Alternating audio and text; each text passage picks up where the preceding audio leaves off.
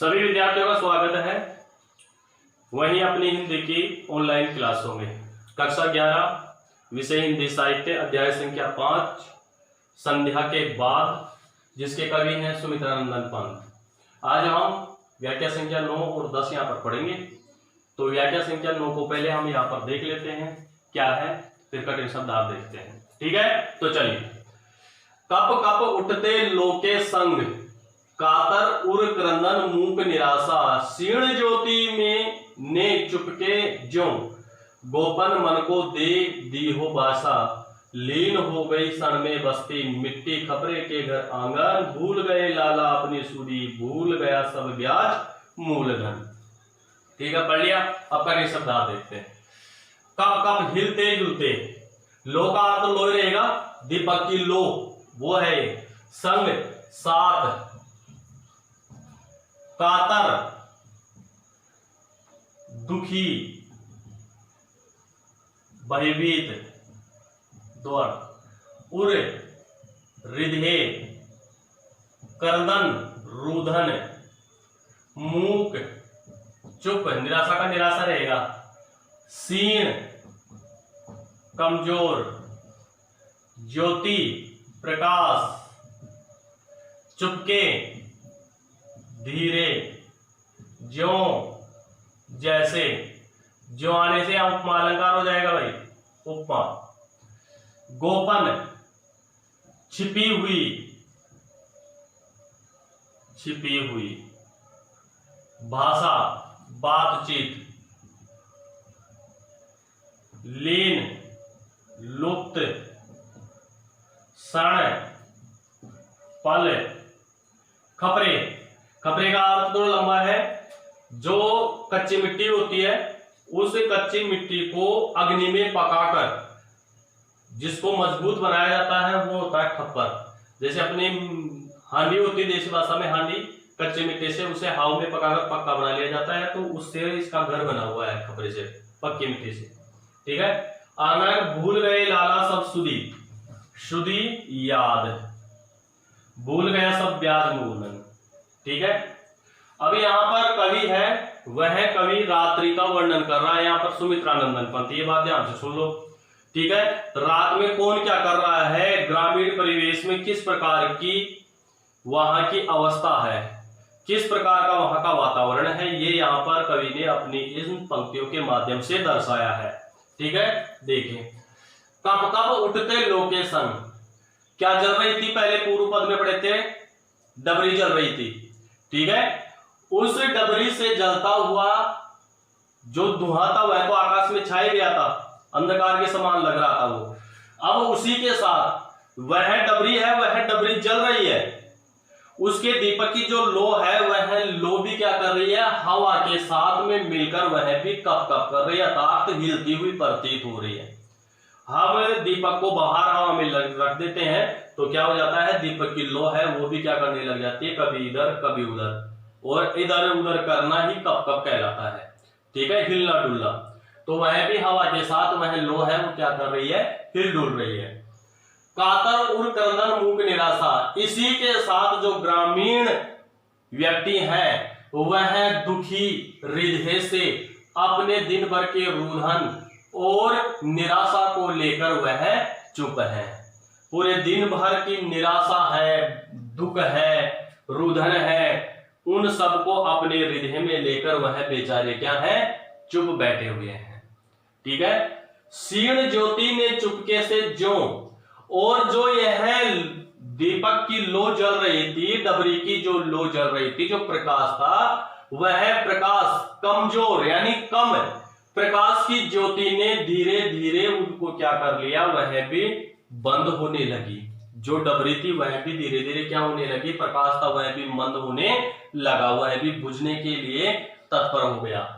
गोपन मन को दे दियो बासा, और इस प्रकार से ग्रामीण जो व्यक्ति हैं उनके हृदय में छिपी हुई जो दुख था, रुधन था, निराशा थी, वह आपस में एक दूसरे से बातचीत करके अपने दुखों को व्यतीत कर रहे हैं। भाषा बातचीत, यानी दीपक जल रहा है और दीपक के साथ साथ वह अपनी बातचीत भी करते हुए चले जा रहे हैं, किस उम्मीद में कि अभी दीपक की लो है ये समाप्त होने वाली है, इसलिए अपने दुखों को हम जल्दी से जल्दी बता दें। लीन हो गई क्षण में बस्ती, और इस प्रकार से धीरे धीरे चारों ओर घना अंधेरा उस बस्ती उस गांव में छा गया, और पूरी बस्ती है वह पल भर में ही क्या हो गई, लुप्त हो गई, गायब हो गई। किसमें? अंधेरे में गायब हो गई। मिट्टी खपरे के घर आंगन, जो मिट्टी के खपरे से बने हुए व्यक्तियों के घर थे, आंगन थे, वो सारे के सारे किसमें डूब गए, उस काली अंधेरी रात में डूब गए। अर्थात वहां गांव में कोई भी मकान, घर, आंगन दिखाई नहीं दे रहा है, सब उस किसमें डूब चुके हैं, अंधकार में डूब चुके हैं। भूल गए लाला अपनी सुधी, और जो लाला जी हैं वह लाला भी अपनी जो याददाश्त थी वह याददाश्त भूल चुके हैं। क्यों? क्योंकि लाला जी को भी अब क्या आने लगी है, नींद आने लगी है। वह भी नींद की जो ऊंग है उस ऊंग में वह भी सम्मिलित है, यानी नींद की ओर अग्रसर है। भूल गया सब ब्याज मूलधन, और लाला जी हैं नींद के आगोश में आकर वह जो उसका मूलधन और ब्याज था वह सब कुछ का हिसाब लगाना ही भूल गया। अर्थात वह भी नींद में मदहोश होने लगा है, उसे भी नींद आने लगी है। ठीक है, अब देखते हैं इसमें विशेष क्या है। विशेष में देखिए, पहले तो उपमा अलंकार यहां पर बता दिया, भाषा वही खड़ी बोली हो जाएगी, खड़ी बोली। ठीक है, दूसरा अनुप्रास अलंकार, अनुप्रास अलंकार। तीसरा उपमा बता दिया, उपमा अलंकार। ठीक है, तत्सम तद्भव शब्द हो जाएंगे, तत्सम तद्भव। ठीक है, इस प्रकार से इसका यह विशेष है। अब देखते हैं व्याख्या संख्या 10। सकुची सी परचून किराने की डेरी लग रही ही तुझतर, इस नीरव प्रदोष में आकुल उमड़ रहा अंतर जग बाहर, अनुभव करता लाला का मन छोटी हस्ती का सस्तापन, जाग उठा उसमें मानव ओ असफल जीवन का उत्पीड़न। ठीक है, अब कठिन शब्द आप देखें। सकुची, सिकुड़ी हुई, सिकुड़ी हुई। परचून, किराने की दुकान, दुकान, ये दोनों आ जाएंगे। यहां पर आटा दाल के लिए लेंगे ये परचून, और यहां किराने का मतलब होता है रोजमर्रा की आवश्यकता की जो चीजें होती है वो यहां पर मिलती हैं, ये हो जाएगा। डेयरी का अर्थ होता है समूह है या ढेर। लग रही है तुझतर, छोटी से छोटी, छोटी से छोटी। ठीक है भाई। नीरव, शांत। प्रदोष, रात्रि। दूसरा अर्थ इसका ये भी होता है संध्या और रात्रि के मिलन का जो समय होता है उसको प्रदोष बोलते हैं। आकुल, व्याकुल। उमड़ रहा, फैल रहा, अंतर, हृदय। जगत, संसार, बाहर का बाहर रहा है रहेगा, उमड़ने का अर्थ ले लेना यहां पर फेल। अनुभव करता लाला का मन छोटी सी हस्ती का सस्तापन, हस्ती, हस्ती का अर्थ यहां पर हो जाएगा स्वयं।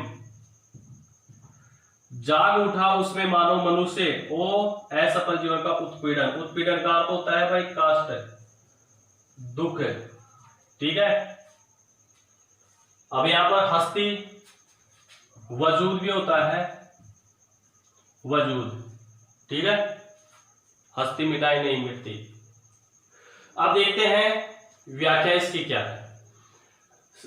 सकुची सी परचून किराने की डेयरी। आगे कवि पंत वर्णन करते हुए कहते हैं कि गांव में रोजमर्रा की आवश्यकताओं की पूर्ति करने वाली आटे और दाल की दुकानें और रोजमर्रा की जो किराने की दुकान थी, उन किराने की दुकानों पर जो ढेर सारा ढेर चीजों का लगा हुआ था, समूह जो लगा हुआ था, लग रही है तुझतर। लेकिन आज वह उन व्यापारी को, उस लाला जी को क्या लग रही है, वह तुझतर लग रही है, छोटी से छोटी लग रही है। यानी ढेरी बड़ी है लेकिन वह भी उसे क्या लग रही है, छोटी से छोटी ही उस लाला को उस गांव में प्रतीत हो रही है। इस नीरव प्रदोष में आकुल, इस प्रकार से कवि कहता है कि इस शांत रात्रि के वातावरण में प्रत्येक व्यक्ति का मन है वो क्या हो रहा है, व्याकुल हो रहा है, उमड़ रहा अंतर जग बाहर। और इस प्रकार से इस संसार में जो व्यक्ति का हृदय है उस हृदय में यह व्याकुलता, यह बेचैनी क्या करती जा रही है, फैलती जा रही। किसमें, हृदय में। रात्रि के समय में इस प्रत्येक व्यक्ति जो इस गांव में निवास कर रहा है, संसार ले लो चाहे से, उस व्यक्ति के मन में शाम के समय में, रात्रि के समय में क्या उत्पन्न हो जाती है, व्याकुलता उत्पन्न हो जाती है, बेचैनी उत्पन्न हो जाती है। अनुभव करता लाला का मन छोटी हस्ती का सस्तापन। और इस प्रकार से कवि पंत कहते हैं कि लाला जी का मन है यह इस पूरे दृश्य को क्या करता है, वह अनुभव करता है, उसे महसूस करता है। छोटी हस्ती का सस्तापन, और इस छोटी सी बस्ती का जो वजूद है उस वजूद में कितना सस्तापन है, अर्थात यहाँ का वातावरण कितना शांत है। जाग उठा उसमें मानव। और इस प्रकार से उस लाला में भी अपने हृदय में एक मनुष्यता का भाव है, वह मनुष्यता का भाव इसमें उत्पन्न हो जाता है। ओ असफल जीवन का उत्पीड़न, और अपने जीवन को दिखाते हुए कहता है कि मैं हमेशा से ही असफल होता आया हूं, मैं हमेशा ही कष्ट सहन करता हुआ चला आया हूं। इसलिए वह अपने जीवन को इस रात्रि के अवसाद भरे वातावरण में जो लाला है, वह लाला अपने जीवन को असफल बताता है और अपने जीवन को कष्टों से युक्त बताता है कि मैं हमेशा क्या करता आया हूं, कष्ट ही कष्ट भोगता आया हूं। अर्थात कवि का कहने का तात्पर्य है कि यहाँ पर ग्रामीण इलाकों में, परिवेश में लाला जी की जो दुकान है वह दुकान भी सही तरीके से नहीं चल रही, इसलिए लाला भी क्या है, दुखी है। मनुष्यता का भाव तो उसमें जग जाता है, लेकिन वह क्या करता है, अपने जीवन पर पश्चाताप करता है कि यह मेरा जीवन हमेशा ही असफल रहता है, हमेशा ही मेरे जीवन में कष्ट ही कष्ट भरे हुए रहते हैं। ठीक है, इस प्रकार से इसकी व्याख्या हमने देखी है। अब यहां पर देखते हैं क्या है। अब देखिए यहां पर सच्ची सी, ठीक है, सी आया है यहां पर, कौन सा बन जाएगा, उपमा। ठीक है, क्षीण ज्योति ने चुपके से जो। अब देखिए यहां पर जो, इसमें एक बार वो देख लेना, उत्प्रेक्षा भी है, उत्प्रेक्षा अलंकार जो में, इस जो में, ठीक है भाई। और यहां से आने के कारण क्या हो जाएगा, उपमा अलंकार हो जाएगा। ठीक है, अंतर जग, इसमें हो जाएगा रूपक अलंकार, अंतर जग। ठीक है, बस और तो नहीं है। इस प्रकार से यह इस दोनों पदों का यह विशेष हो जाएगा। यहां पर इसमें उपमा और रूपक दोनों है, तो ध्यान से सुन लीजिएगा। और यहां पर इसमें रूपक है और ये भाषा कड़ी बोली हो जाएगी। अनुप्रास अलंकार इसमें भी हो जाएगा, उपमा अलंकार इसमें भी है, तत्सम तद्भव इसमें भी है, और उपमा अलंकार इसमें भी मैंने बताया था, ये रहा। ठीक है, और रूपक अलंकार ये। ठीक है, तो इस प्रकार से आज हमने पद संख्या 9 और 10 की व्याख्या हम देखी है। तो आज के लिए बस इतना ही। सभी मित्रों को, सभी भाइयों को धन्यवाद।